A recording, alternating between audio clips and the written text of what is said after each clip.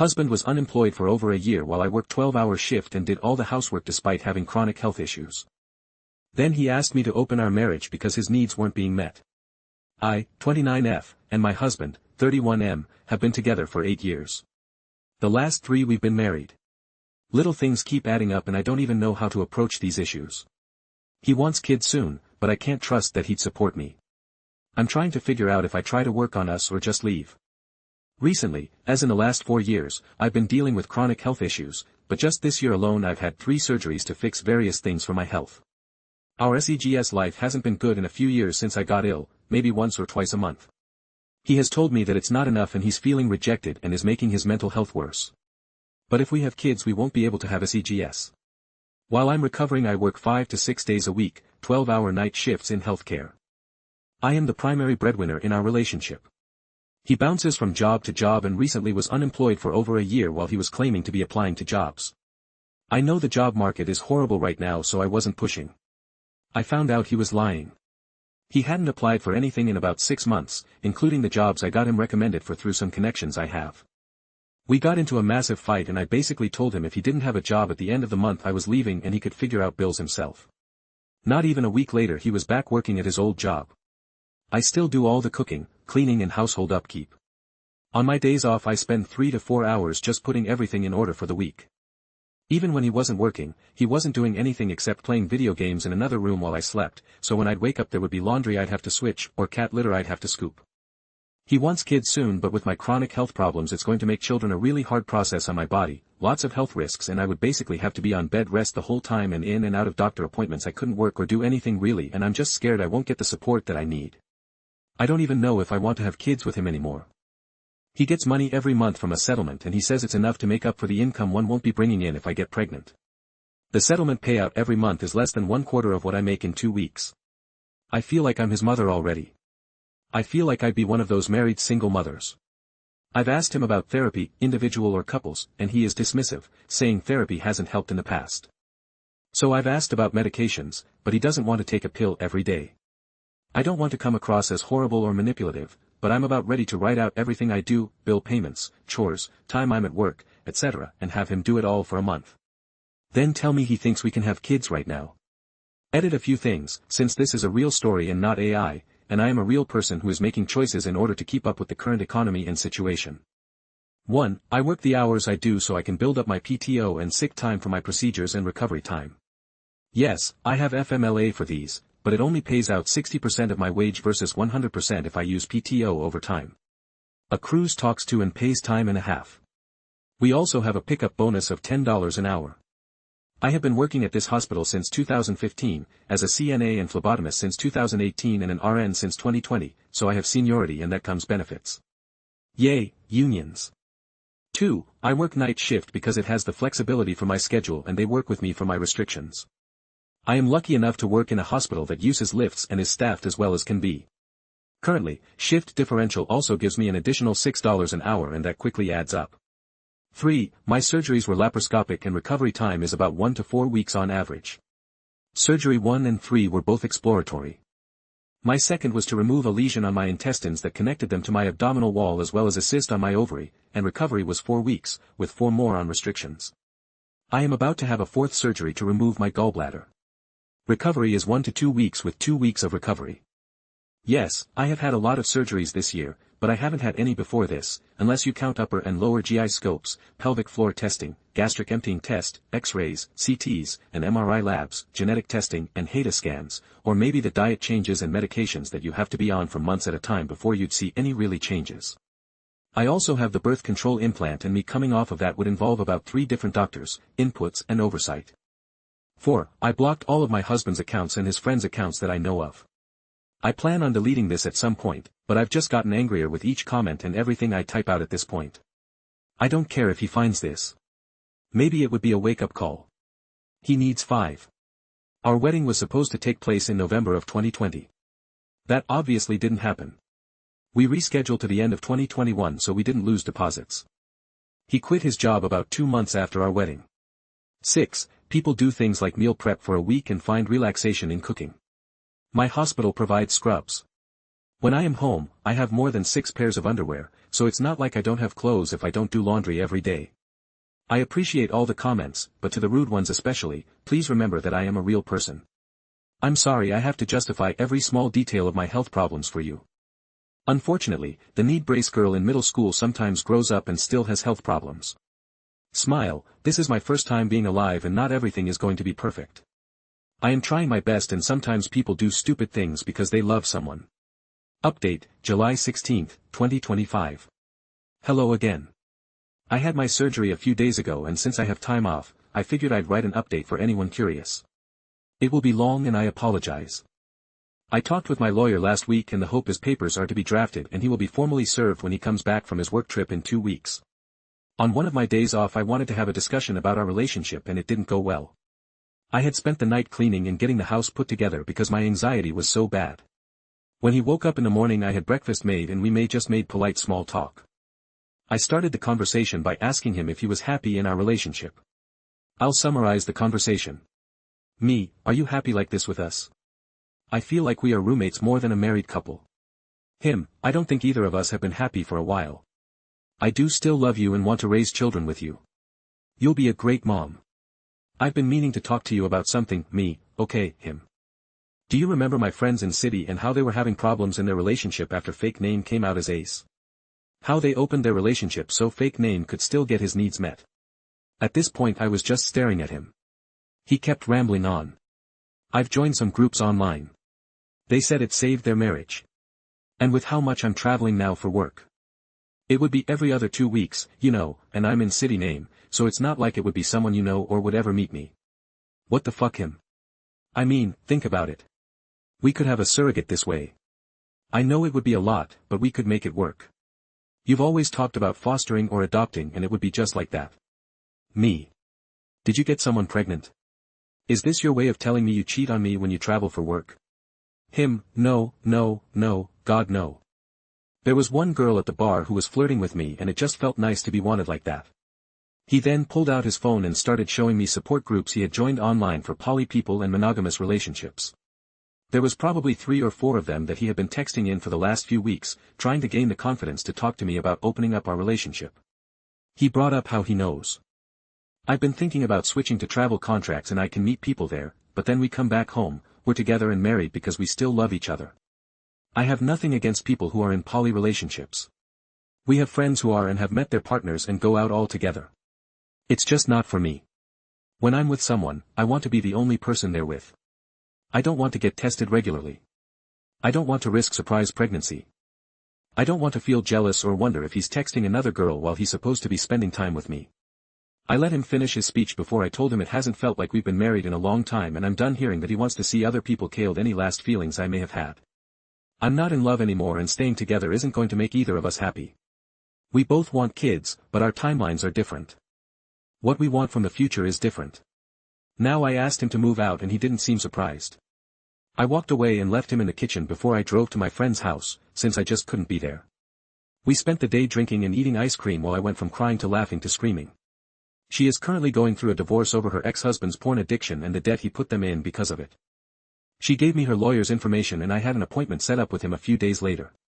I went home the next day and he had moved most of his stuff out. His side of the closet is empty, his cat, the stuff in the bathroom. A few of our wedding pictures have been taken off the wall and I can't find them, so I think he took them in his gaming setup. The house feels incredibly empty now. He travels for work, so I'm used to being in the house alone, but now my toothbrush is lonely in the cup on the sink. Our garage feels bigger now. The bed get cold. I only have to cook for one now. I miss his presence. I miss having someone to come home to and, I won't lie, I've spent the last week crying and my heart hurts. We didn't speak for a few days after he left. His mom reached out before he did. She wanted to see how I was doing and if there was anything she could do for me. We had a great relationship and I'm honestly going to miss having her in my life. We have a lot of the same dietary restrictions, but for different reasons, and she was my food adventure buddy. We would go out for a coffee or lunch to some of the few restaurants and cafes that we can safely eat at. She invited me out for coffee and I went. When we met up the next day we made small talk until the divorce came up. She let me know how he was doing. He moved into one of the houses on their property. They have like 60 acres and 4 houses on the property that different family members live in. He hasn't really gotten out of bed. She's worried about him and wanted us to talk it out. She asked if I was willing to go to couples counseling and told her I've been asking for that for about a year and his response was no. I was drowning and he didn't want to help fix it. But now that I've decided to leave is when he wants to work it and I just can't. She stayed silent for a while before asking me if I still loved him. I do, but I don't. I told her I loved who he was, but I'm too full of hurt that I don't feel the love anymore. I can't keep taking care of him like he's my child. I can't keep bankrolling our lives alone. I need a partner who is able to support me, and I haven't felt supported by her son in a long time. We were both crying by the end of our talk and she gave a really big hug before leaving. He wanted to talk the next day and he came back to the house to talk when he came in. It was awkward. He wanted to give me a hug. When he and I did, he went for a kiss and I turned my head so he kissed my cheek. We talked for a while about our relationship and how it got to this point. He apologized for a lot. He went into specifics of how he never helped around the house. He could have done more since he was home. It wasn't fair to me that he put it all on me. He told me he's looking at a new job, one where he doesn't have to travel, and it's actually in the field he got his degree in. He gave me an update on his cat, who is struggling to the adjustment of the new house. I told him I'll have papers for him in a few weeks and he couldn't look me in the eyes for the rest of the time he was there. I helped him pack some of the odds and ends that he left around the house and he left again. At the appointment with the lawyer we talked about what it would look like for the divorce process. Unless he wants the house, I plan to buy his half. If I do that, then there's a good chance I won't have to pay alimony, unless he fights for it. He has the potential to make more than me, so my lawyer doesn't think I'll have to pay anyways. We don't have children, unless you count for babies, and I took a pregnancy test recently to confirm that I'm not pregnant, so that won't be a factor. We each own our cars and pay for them ourselves. We have a joint savings, but I can prove I've been the only one contributing for the last 2 years, so it's likely I'll get most of that. I'm not touching it. Besides, for the bills for the house, per my lawyer's advice, I will hopefully have papers for my soon-to-be ex to fill out and if he gets a lawyer to look over my 2 cats have been laying in bed with me and haven't left my side since he left. They're trying to make me feel better, but it's hard. My friend who is also getting a divorce has said that we'll have a hot girl summer together, and it makes me laugh, but I don't think I'm ready or even close to it. I don't want to meet new people. I don't want to do first dates again. I think I'm just going to single for a while. My mom sent me this poem, I Will Never Love the Same After You by Ali Harding after I told them about the divorce, and it makes me cry reading it. I've learned a lot from this relationship and I'm content being the old crazy cat lady for the foreseeable future. Thanks Reddit for support and validating my feelings. I don't know yet if I'm going to delete this or not, but I don't think I will update this or ever log into this account again. I hope everyone stays happy and healthy. Smile, take care. Next story, planned a ski trip with my BF and his friends but they disinvited me, saying it was now a guys only trip. So I cancelled all the reservations I had made and they had to pay thousands more at the last minute. I, 27F, planned a ski trip with my boyfriend, 29M, and some of our friends, mostly his friends. We booked in advance, told them about it, let them know they could come or not. We planned on bringing our computers to have a LAN party while we were there. My boyfriend and I gamed together. Once a few people wanted to go. We were really excited. Recently I learned as we arrived at someone's house to watch a game together as a group. But I am not invited on the trip any longer because one of his friend's girlfriends couldn't come due to work. And now it's going to be a guy's trip. I feel pretty hurt. I got upset and asked them what right they had to disinvite me from a trip that I planned and to basically make it no women allowed.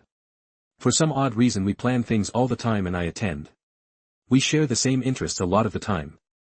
So I am confused and bothered by the implication that I'd be distracting / in the way / make it less fun. They brushed it off, so they are going now without me or anyone else. I guess my boyfriend feels torn.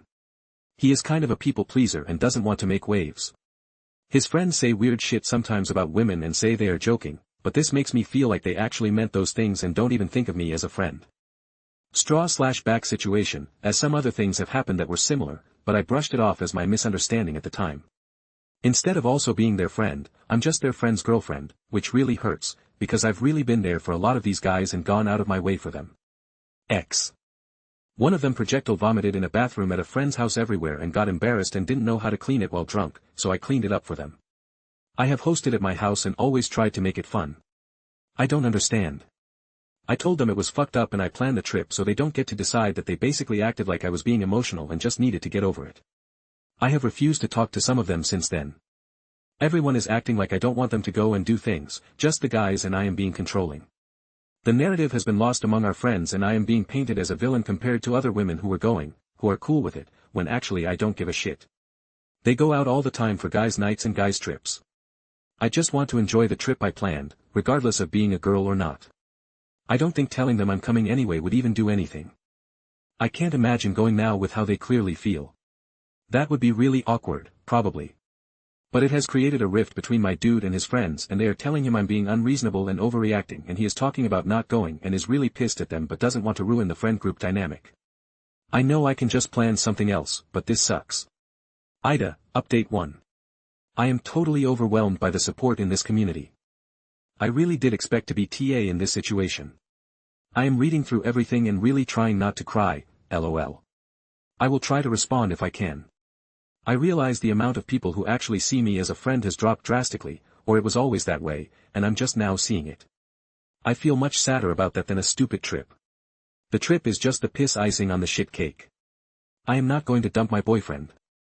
He deserves the time to try to talk to his friends and see if things can change. I have recused myself from their friend group entirely at this point.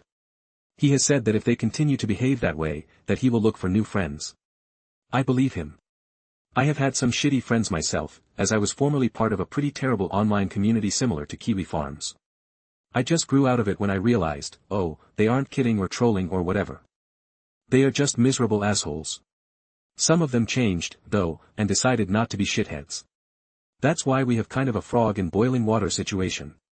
It feels so common to me because of the places I grew up in and the online communities I was a part of. I regret ever being part of anything like that. I was just a lonely, depressed, and angry younger person. Even women can be radicalized in spaces meant to other them. I just understand, I guess, and I still miss those friends and wish they could let go of their hatefulness. I cancelled anything I planned for the trip. I got my deposits back, so no harm done there. He is still going with them to see if their friendship can be salvaged. We are planning a private trip for just the two of us afterwards. Thank you all so much for responding and taking the time and for the advice. I feel very lonely for real friends, but at least I know now where I stand. Update 2, I thought they didn't care that I cancelled everything, but found out they were actually really pissed because of how close it was to the trip dates compared to when I originally booked. They had to pay a lot more, had to split multiple thousands between them, adding up to additional hundreds of dollars extra each at the last minute. They all hate me now, but I don't care at all. Guys, if you read this and recognize that it's you, stop grabbing women in nightclubs and pretending you don't understand that a sexual assault. Stop talking shit about the women who are nice enough to fuck you cottage cheese thighs. I think she's hotter since she started taking pills. You are scum. Stop judging our bodies while you are covered in dark ingrown hairs, a receding hairline and are insecure because you used to be short and then had steroid shots. It isn't our job to make you feel good about yourself while you trash us. Stop pretending to like people and then trash talking them to others. Guess what people talk? I know it all. Everything you said has come out. Stop pushing drinks on people that don't want them. Stop reminiscing about former fling/sexual escapades in front of people's spouses/girlfriends. Stop inviting people's ex-girlfriends around to start drama. Stop worshipping men who hate women. Stop saying women are emotional when men can't control their anger as a whole. You want to talk about self-control? Try it out yourself. Stop thinking you are good people. My dude doesn't even like you all anymore because you proved it was never jokes. You almost convinced him that I was too sensitive and couldn't take a joke. Hope you enjoyed your ski trip. Hope it was worth his friendship. You lost the best person you could have had in your lives just because you think being an asshole is attractive. I just wanted to be your friend. Thanks for manipulating, gaslighting and abandoning me instead.